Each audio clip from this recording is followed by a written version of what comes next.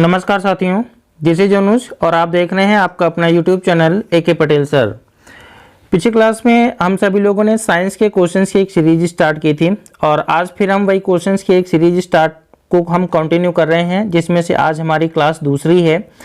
तो चलिए देखते हैं यहाँ पर हम क्वेश्चन देखने के पहले आप यहाँ पर देखिएगा, ये हमारा पूरा का पूरा सोशल मीडिया प्लेटफॉर्म्स है, आप यहाँ पे हमें फॉलो कर सकते हैं। तो चलिए देखते हैं अपना पहला क्वेश्चन। देखिए क्वेश्चन नंबर 26 से हम यहाँ पे स्टार्ट कर रहे हैं, क्योंकि क्वेश्चन नंबर 1 से लेकर के 25 तक हम चीज़ों को पहले हम यहाँ पे कंटिन्यू कर चुके हैं, यानी उनको हम यहाँ पर पढ़ चुके हैं और उसकी PDF आपको आपके अपने टेलीग्राम चैनल पर उपलब्ध करा दी गई है, या फिर जो व्हाट्सएप ग्रुप हैं, जिन लोग व्हाट्सएप ग्रुप में जुड़े हुए हैं, व्हाट्सएप में भी आपको वो PDF उपलब्ध कराई गई थी। तो चलिए देखते हैं अपना पहला क्वेश्चन नंबर 26। बोला गया है, निम्नलिखित में किसकी कमी के कारण रक्त का थक्का नहीं जमता। ठीक है ना, रक्त का थक्का किसकी कमी के कारण नहीं जमता है। तो पहला ऑप्शन है विटामिन सी, दूसरा ऑप्शन है विटामिन के, तीसरा ऑप्शन है विटामिन ई और चौथा ऑप्शन है विटामिन B12। देखिए पहली चीज़ आपको हम बता दें कि विटामिन के क्वेश्चन आपके कंपटीशन एग्जाम के लिए थोड़े से इंपॉर्टेंट होते हैं। ये लगभग हर एक परीक्षा में विटामिन से संबंधित क्वेश्चन आपके पूछे जाते हैं। तो सबसे पहले देखिए यहाँ पर इसके बारे में थोड़ा सा हम इन विटामिन के बारे में थोड़ा डिटेल देख लेते हैं।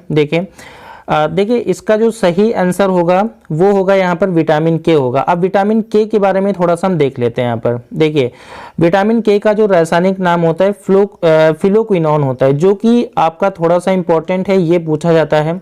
तो विटामिन के का जो रासायनिक नाम है वो क्या है, फिलोक्विनोन है। हमारा शरीर विटामिन के का निर्माण खुद करता है। जीवाणु हमारे शरीर में विटामिन के को कोलन में संश्लेषित करता है। विटामिन डी का निर्माण भी हमारे शरीर में होता है। तो यहाँ पर जो इतना हमने पढ़ा है, इसमें से सबसे मोस्ट इंपॉर्टेंट हमारा क्या बिना कि विटामिन के का रासायनिक नाम क्या है। तो विटामिन के का रासायनिक नाम है फिलोक्विनोन। तो इसके अकॉर्डिंग यहाँ पर जो आपका आंसर हो जाएगा वो क्या हो जाएगा, विटामिन के। क्वेश्चन नंबर 27 की तरफ बढ़ते हैं। यहाँ पर देखिए बोला गया है कि पेड़ों में ऊर्जा उत्पन्न करने वाली प्रक्रिया को किस नाम से जाना जाता है।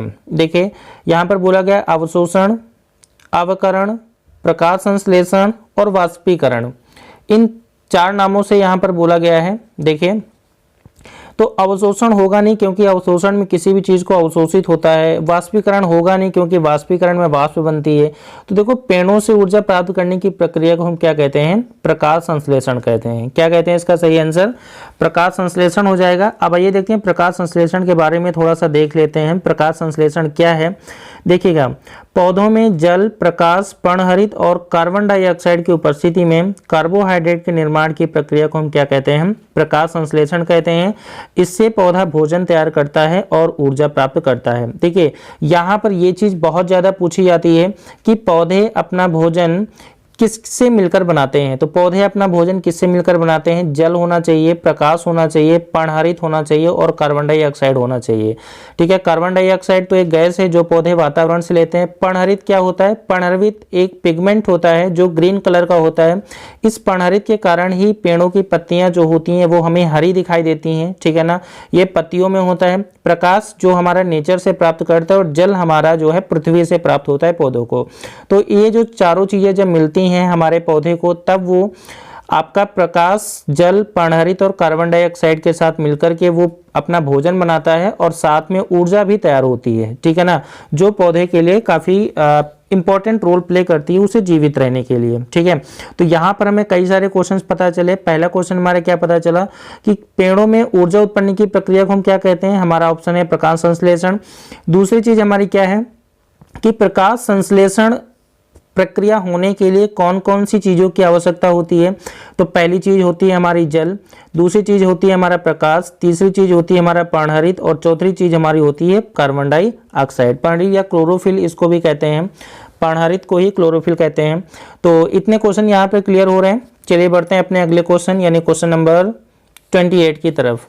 देखिए सीस्मोमीटर का आविष्कार किसने किया था, आपको यहाँ पे ये बताना है। ऑप्शन दिए गए हैं अलेक्जेंडर पार्केंस, लुइगी पल्मिरी, अलेक्सी पेजितनोव, रैनसम एलिओल्ड्स। तो आपको यहाँ पे बताना है सीस्मोमीटर का आविष्कार किसने किया था। तो इसका जो सही आंसर हो जाएगा वो हो जाएगा लुइगी पल्मिरी। क्या इसका सही आंसर हो जाएगा? लुइगी पल्मीरी, इन्होंने आविष्कार किया था, किसका आविष्कार किया था? सिस्मोमीटर नामक यंत्र का आविष्कार किया था। ठीक है, और सभी लोग नीचे कमेंट करके आप हमें ये बताइए सिस्मोमीटर का कार्य क्या होता है। सभी लोग इसका कमेंट करके बताइए सभी लोग कि आखिर सिस्मोमीटर जो यंत्र होता है उसका कार्य क्या होता है। सभी लोग नीचे कमेंट करके बताइएगा, सभी लोग जल्दी करें सभी लोग। सिस्मोमीटर का कार्य आपको बताना है कि क्या सिस्मोमीटर करता है, और जबकि इसका आविष्कार किया था किसने? लुइगी पल्मीरी ने। ठीक है, चलिए अगले क्वेश्चन की तरफ बढ़ते हैं। क्वेश्चन नंबर 29, निम्नलिखित में कौन सी एक ऊष्माग्राही अभिक्रिया है? आपको यहाँ पर बताना है कौन सी अभिक्रिया ऊष्माग्राही अभिक्रिया है। पहला ऑप्शन है शोषण, दूसरा ऑप्शन है ज्वलन, तीसरा ऑप्शन है पसीना निकलना, चौथा ऑप्शन है प्राकृतिक गैसों का जलना। ऊष्माग्राही का मतलब आप लोग समझ रहे होंगे, इसका जो सही आंसर हो जाएगा वो हो जाएगा पसीना निकलना एक ऊष्माग्राही अभिक्रिया है। बात क्लियर हुई यहाँ पर, यानी कि इसका जो ऑप्शन नंबर 3 हो जाएगा वो राइट आंसर हो जाएगा। पसीना निकलना एक ऊष्माग्राही अभिक्रिया है। ठीक है, क्वेश्चन नंबर 30 की तरफ बढ़ते हैं हम यहाँ पर। देखिए बोला गया है कि दूध को दही में बदलने के लिए उपयोग किए जाने वाले उत्प्रेरक का नाम बताइए। देखिए दूध से दही बनने की प्रक्रिया में जो उत्प्रेरक यूज होता है उसका नाम आपको यहाँ पर क्वेश्चन में पूछा गया है। पहला ऑप्शन आपको दिया गया है पेप्सिन, दूसरा है इन्वर्टेज, तीसरा है लैक्टेज, ये लैक्टेज लिखा है वहाँ पर लैक्टेज होगा, और चौथा है डायस्टेज नहीं डायस्टेज होता है, ये भी एक एंजाइम होता है डायस्टेज। तो सभी लोग बताइएगा, इसका आंसर कमेंट करिएगा कि दूध को दही बनने में कौन से उत्प्रेरक का यूज होता है। तो सभी लोग इसको कमेंट करिएगा, दूध से दही बनने में कौन से उत्प्रेरक की आवश्यकता होती है।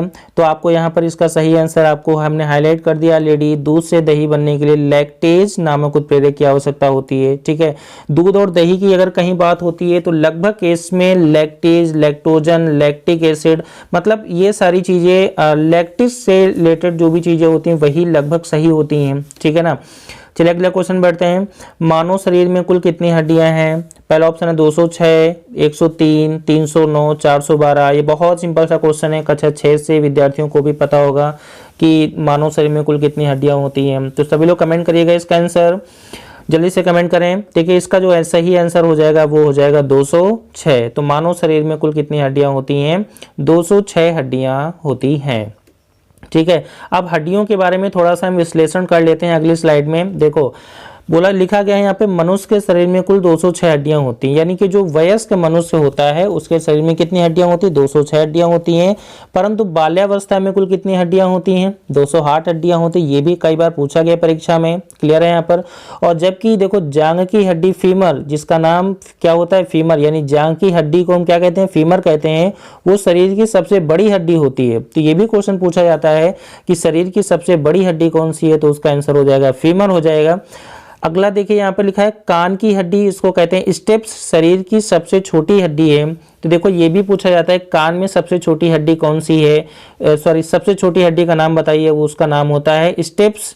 ठीक है, और ये कहाँ पर पाई जाती है? ये कान में होती है। देखो अगला आगे लिखा गया मांसपेशी एवं अस्थि के जोड़ को टेंडन कहते हैं। मांसपेशी और अस्थि के जोड़ को क्या कहते हैं? टेंडन। ये भी कई बार पूछा जाता है। अस्थि से अस्थि के जोड़ को लिगामेंट्स कहते हैं। अस्थि से अस्थि के जोड़ को हम क्या कहते हैं? लिगामेंट कहते हैं। यानी कि ये भी आपका कई बार पूछा गया है। ठीक है ना, तो देखो इस वाले क्वेश्चन में आपको बहुत सारी चीजें क्लियर हुई कि जैसे मनुष्य के शरीर में कुल कितनी हड्डियां होती हैं। वयस्क मनुष्य के शरीर में 206 हड्डियां होती हैं। बाल्यावस्था में कितनी हड्डियां होती हैं? बाल्यावस्था में कुल 208 हड्डियां होती हैं। अब देखिए जांग जो सबसे शरीर की सबसे बड़ी हड्डी वो क्या होती है? उसको हम फीमर कहते हैं, जो कि जांग में पाई जाती है। और शरीर की जो सबसे छोटी हड्डी है उसको क्या कहते हैं? स्टेप्स कहते हैं, जो कि कहाँ पे पाई जाती है? कान में पाई जाती है। देखो मांसपेशी एवं अस्थि के जोड़ को हम क्या कहते हैं? टेंडन कहते हैं। जबकि अस्थि से अस्थि के जोड़ को हम क्या कहते हैं? लिगामेंट कहते हैं। ठीक है ना, ये बहुत सारे इंपॉर्टेंट पॉइंट यहाँ पर आपको मिले। अच्छा एक चीज़ यहाँ पर और पूछी जाती है कि जो कान होता है, ईयर होता है, उसमें कौन कौन सी हड्डियाँ पाई जाती हैं? तो ईयर में केवल 3 हड्डियाँ पाई जाती हैं। इनको याद करने का जो तरीका होता है वो होता है MIS या SIM। इसका याद करने का तरीका होता है M का मतलब मैलियस, I का मतलब इंकस, S का मतलब स्टेपिस। ठीक है ना, यानी कि मैलियस, इंकस और स्टेपिस। बात समझ पा रहे हैं ना, 3 हड्डियां होती हैं, मैलियस, इंकस और स्टेपिस। ये कान में 3 हड्डियां पाई जाती हैं और इसमें से सबसे छोटी हड्डी कौन सी होती है? हमारी स्टेपिस सबसे छोटी हड्डी होती है। क्लियर हो रहा होगा सभी को। वीडियो अगर आपको क्लियर हो रहा है यानी क्वेश्चन आपको क्लियर हो रहे हैं तो आप वीडियो को जल्दी से जल्दी लाइक करिएगा और मैक्सिमम से मैक्सिमम अपने दोस्तों को वीडियो को शेयर करिएगा। आगे हम ऐसे ही वीडियोज आपके लिए लेकर आते रहेंगे, जल्दी से शेयर करिए सभी लोग, ठीक है। क्वेश्चन अगले बढ़ते हैं, अगले क्वेश्चन नंबर 32 की तरफ। बोला गया है कि एम्बलिका ऑफिसिनेलिस किसका वैज्ञानिक नाम है? देखिए ये पिछली स्लाइड में भी ये क्वेश्चन पूछा गया था, बहुत इंपॉर्टेंट पॉइंट है, बहुत इंपॉर्टेंट क्वेश्चन है। खासकर आपके वैज्ञानिक नाम आपके बहुत ज़्यादा पूछे जाते हैं, तो थोड़ा सा आप सभी लोग वैज्ञानिक नामों को जरूर याद कर लीजिएगा। एम्बलिका ऑफिसिनेलिस का वैज्ञानिक नाम है, आपको बताना है। सभी लोग जल्दी से जल्दी इसका आंसर कमेंट करिएगा। पहला ऑप्शन दिया है पीपल, दूसरा ऑप्शन है आम, तीसरा ऑप्शन है आंवला और चौथा ऑप्शन है सहजन। तो जल्दी बताइए इसका सभी लोग आंसर क्या होगा। तो देखिए आंसर बताने से पहले हम आपको कुछ चीज़ें बता देते हैं। देखो सभी के वैज्ञानिक नाम यहाँ पर हमने लिखे हैं। देखो पीपल का वैज्ञानिक नाम फाइकस रेजिलियोसा होता है। पीपल का वैज्ञानिक नाम क्या होता है? फाइकस रेलिजियोसा होता है। और आम का वैज्ञानिक नाम मैंगीफेरा इंडिका होता है, इंडिया होता है। आंवला का रसायन नाम एम्बलिका ऑफिसिनेलिस होता है और सहजन का वैज्ञानिक नाम मोरिंगा ओलेफिरा होता है, ठीक है ना। ये देखो 4 नाम यहाँ पे दिए गए हैं, जैसे पीपल का वैज्ञानिक नाम फाइकस रेलिजियोसा, आम का वैज्ञानिक नाम मैंगीफेरा इंडिया, आंवला का वैज्ञानिक नाम एम्बलिका ऑफिसिनेलिस और सहजन का वैज्ञानिक नाम मोरिंगा ओलेफिरा, ठीक है ना। तो 4 नाम यहाँ पर आपके बोले गए हैं। तो ये जो क्वेश्चन बोला गया था कि एम्बलिका ऑफिसिनेलिस किसका वैज्ञानिक नाम है, तो ये नाम है किसका? आंवले का वैज्ञानिक नाम है, ठीक है। सहजन आप लोग अगर नहीं समझ पा रहे हैं, सहजन एक पेड़ होता है जो कि बहुत ज़्यादा औषधियों से भरपूर एक पेड़ होता है। इसमें पत्तियां लगभग ना के बराबर होती हैं। आप लोग गूगल करिएगा सहजन के बारे में, सहजन का पेड़ ऐसा गूगल करिएगा सभी लोग, सहजन के बारे में पूरी जानकारी मिलेगी। बहुत ही ज़्यादा पावरफुल ये पेड़ होता है। पेड़ क्या कहते हैं इसको? हर्ब कहते हैं, हर्ब कहते हैं, यानी कि ये एक शाकीय पौधा है, इसमें तना पत्ती नहीं होती हैं। चलिए आगे बढ़ते हैं। बोला गया है निम्नलिखित में कौन सा मुक्त होना ऑक्सीजन परत के ह्रास होने का कारण है? मतलब कि इनमें से क्या चीज जो है जो ओजोन परत को नष्ट कर सकती है? पहला ऑप्शन है नाइट्रस ऑक्साइड, दूसरा है हाइड्रोजन डाइऑक्साइड, तीसरा है क्लोरोफ्लोरोकार्बन और चौथा है कार्बन मोनोऑक्साइड। तो जल्दी से इसको कमेंट करके बताइएगा, ओजोन परत के नष्ट होने में इनमें से सबसे ज्यादा रोल किसका होता है? कौन सबसे ज्यादा ओजोन परत को नष्ट करता है? तो nitrous oxide, hydrogen dioxide, chlorofluorocarbon और कार्बन मोनोऑक्साइड, इन 4 में से कोई एक ऑप्शन चुनिएगा सभी लोग। देखिए इसका जो सही आंसर होगा वो होगा क्लोरोफ्लोरोकार्बन। इसको कहते हैं CFC, इसका पूरा नाम होता है। कई बार CFC का फुल फॉर्म भी पूछा जाता है, तो CFC का फुल फॉर्म होगा आपका क्लोरोफ्लोरोकार्बन। और चलिए आगे बढ़ते हैं। क्लोरोफ्लोरोकार्बन के बारे में या ओजोन परत के बारे में थोड़ा सा हम देख लेते हैं। देखिए वैज्ञानिकों के अनुसार क्लोरीन का एक अणु ओजोन के 1 लाख अणुओं को तोड़ सकता है। यानी कि अगर क्लोरीन का एक मॉलिक्यूल है और ओजोन के 1 लाख मॉलिक्यूल उसे नष्ट हो सकते हैं। देखो क्लोरीन युक्त कुछ गैसें जैसे CFC, क्लोरोफ्लोरोकार्बन, हाइड्रोफ्लोरोकार्बन, HFC आदि ओजोन परत के लिए बहुत ज़्यादा नुकसान पहुंचा रही हैं, ठीक है ना। यानी कि सबसे ज़्यादा नुकसान पहुंचाने में यहाँ पर रोल होता है क्लोरोफ्लोरोकार्बन CFC और HFC यानी हाइड्रोफ्लोरोकार्बन का रोल होता है। तो आप यहाँ पे ध्यान दीजिएगा, CFC और सबसे ज़्यादा युक्त होती है और जो ग्रीन हाउस इफेक्ट होती है उसमें वाटर वेपर सबसे ज़्यादा होती है। चलिए हम उसको आगे बाद में चर्चा करेंगे। हम ग्रीन हाउस प्रभाव निम्नलिखित में कौन सी गैस सर्वाधिक भाग, देखिए अभी ये क्वेश्चन हम बता ही रहे थे, वही क्वेश्चन आ गया। ग्रीन हाउस प्रभाव में कौन सी गैस सर्वाधिक भाग देती है? पहला है जलवाष्प, दूसरा है ओजोन, तीसरा है ऑक्सीजन, चौथा है नाइट्रोजन। तो ग्रीन हाउस इफेक्ट में सबसे ज़्यादा इफेक्टेबल गैस कौन सी होती है वो आपको बताना है। कमेंट करिएगा इसका आंसर सभी लोग, क्या इसका राइट आंसर है। तो देखिए इसके पहले हम आपको यहाँ पर बताते हैं। देखो ग्रीन हाउस फैक्ट्स क्या हैं।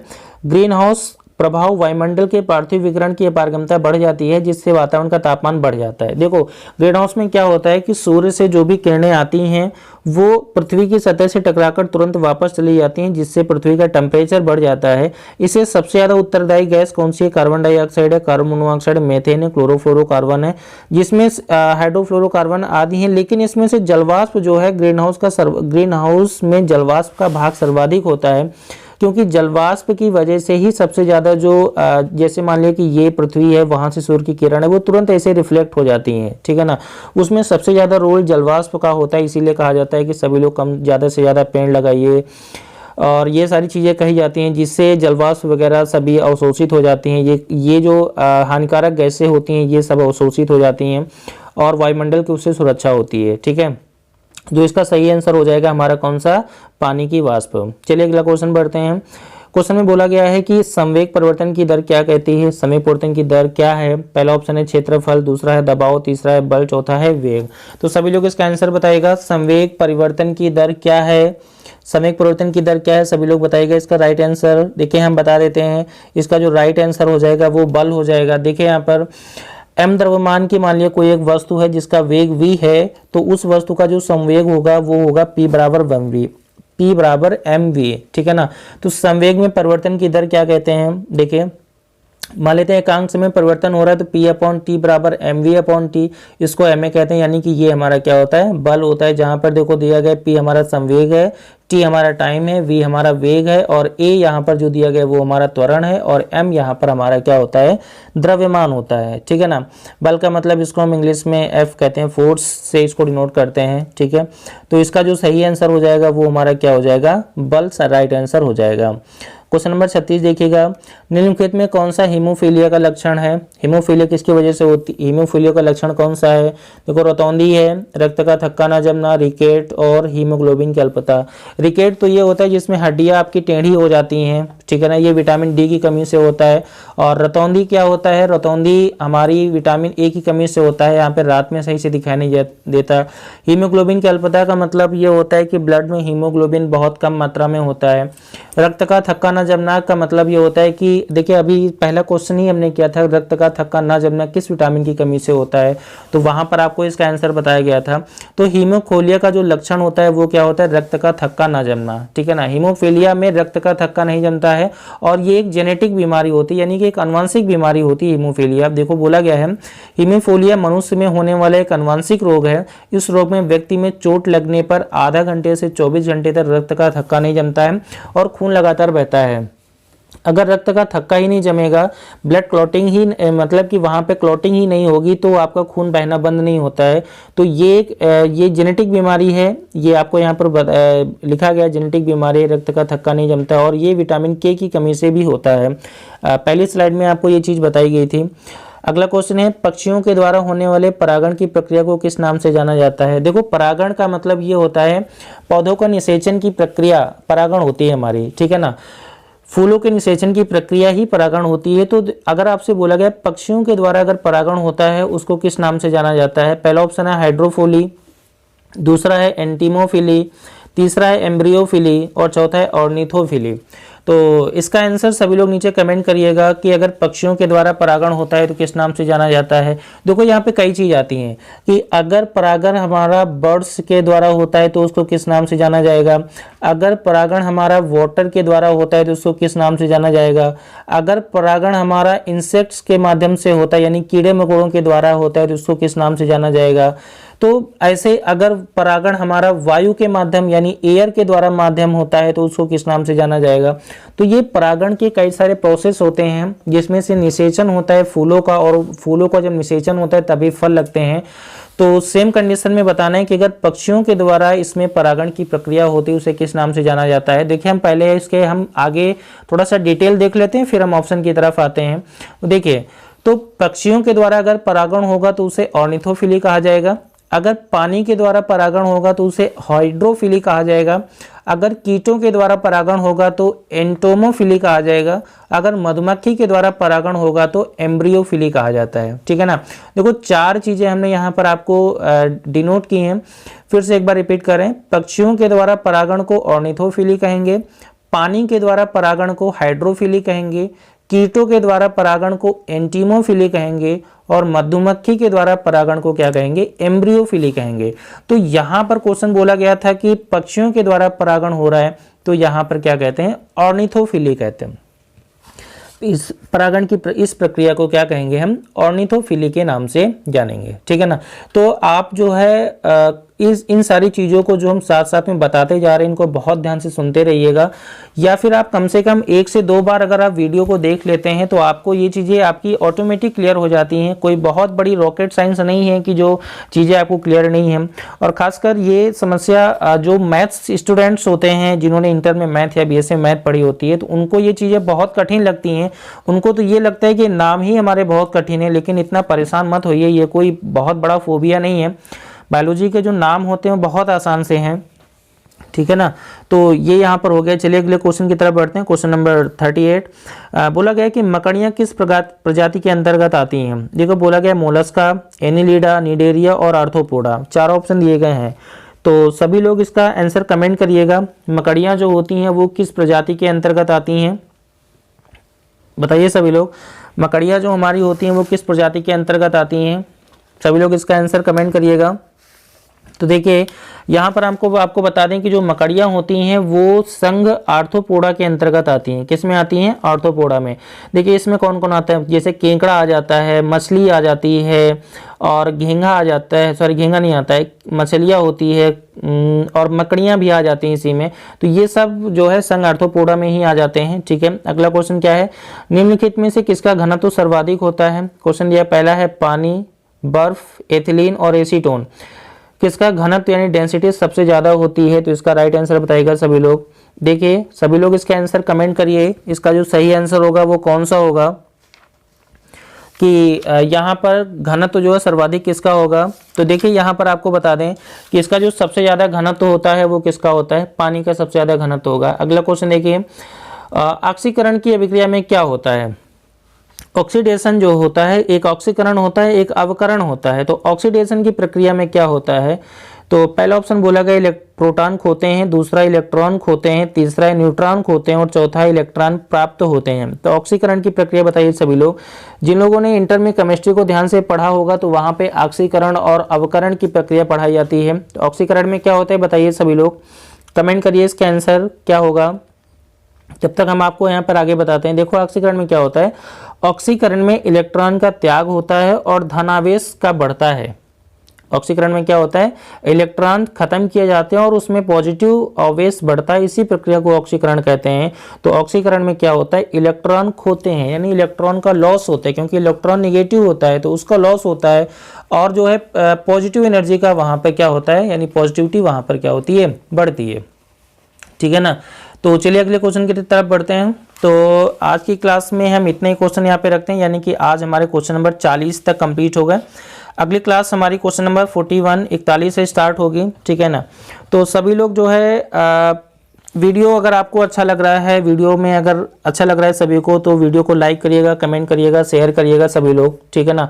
और सभी लोग जो है इस चैनल को मैक्सिमम से मैक्सिमम लोगों तक शेयर करिए, चैनल को सब्सक्राइब कराइए सभी से।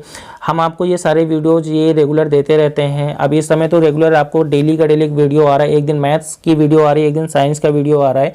कोशिश करेंगे कि हम साइंस आपको रेगुलर प्रोवाइड करें अभी, ठीक है ना। तो लेकिन सभी लोग चैनल को अधिक से अधिक सब्सक्राइब कराइए सभी से, ठीक है। और कई विद्यार्थियों में ये कंप्लेन आ रही है कि सर हम जब आप हमें वीडियो भेजते हैं या यूट्यूब पर हम अपलोड करते हैं वीडियो, उस समय उनको नोटिफिकेशन नहीं मिलता है। ये काफ़ी बड़ी समस्या आ रही है। तो आप अगर ऐसी कोई समस्या है तो आप बिल्कुल भी परेशान मत होइए। आपको यहाँ पर ये सब्सक्राइब जब जहाँ पर देते हैं, सब्सक्राइब के बगल में एक बेल आइकन होता है, वहाँ पर 3 ऑप्शन होते हैं। तो सबसे ऊपर एक ऑप्शन है ऑल का, उस ऑल पे आप टच कर देंगे तो वहाँ पर आपको नोटिफिकेशन आपको मिलने लगेगा यूट्यूब पे। या फिर आप अगर हमें व्हाट्सएप के माध्यम से नोटिफिकेशन चाह रहे हैं तो आप हमें एक काम करिएगा, ये जो हमारा नंबर है 93 36 000 583, इस नंबर पर आप जो है सिर्फ ये लिख के भेजिएगा हाय यूट्यूब, ठीक है ना। आप YouTube ये लिख के भेज दीजिएगा है यूट्यूब। तो इस नंबर पर, इसी नंबर पर आप ये लिख के भेज दीजिए हाय यूट्यूब। तो आपको हम एक लिस्ट में ऐड कर देंगे, ब्रॉडकास्ट लिस्ट में ऐड कर देंगे। तो सभी के पास ये प्रॉपर नोटिफिकेशन जाने लगेगा कि अब जो है ये वीडियो आ चुका है, वो इसका प्रॉपर नोटिफिकेशन आपके पास आने लगेगा। जो भी यूट्यूब पे वीडियो कंटेंट अपलोड करेंगे उसका प्रॉपर आपको नोटिफिकेशन वहाँ पे मिलने लगेगा। बस आपको इस नंबर पर ये हाय यूट्यूब लिख के भेजना है, ठीक है ना।